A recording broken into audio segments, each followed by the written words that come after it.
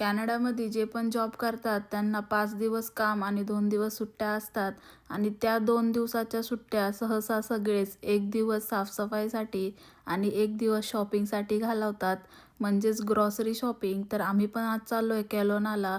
केलोना आमच्या सिटीजवळची एक मोठी सिटी आहे जिथं सगळे मोठे मोठे स्टोर्स असतात. पहिले या होलसेल क्लबला आलो पण ते बंद होतं गुड फ्रायडेमुळं. मग वॉलमार्टला येऊन पोहे आणि कोथिंबीर घेतली. त्यानंतर सुपर स्टोअरला गेलो. जे वॉलमार्टला पण नाही भेटत ते सुपर स्टोअरला भेटतं. तिथून डाळी आणि माझ्यासाठी कॉफी आणि बिस्किट घेतले आणि ही माझी नवीन चप्पल जी समर आहे म्हणून मी वापरायला काढली. त्यानंतर आम्ही फ्रुटिकानामध्ये आलो. इथं सगळे इंडियन प्रोडक्ट्स भेटतात आणि भाज्या पण. तिथं पालक, नारळ आणि हे मोठं पोतं घेतलं कांद्याचं. मग नवीन चालू झालंय हे सब्जी मंडी, तिथं पण आलो. पण हे सुद्धा फ्रुटिकानासारखंच आहे. नवीन आहे म्हणून चांगलं पॉश वाटतंय, पण सगळे प्रोडक्ट्स फ्रुटिकानामधलेच होते.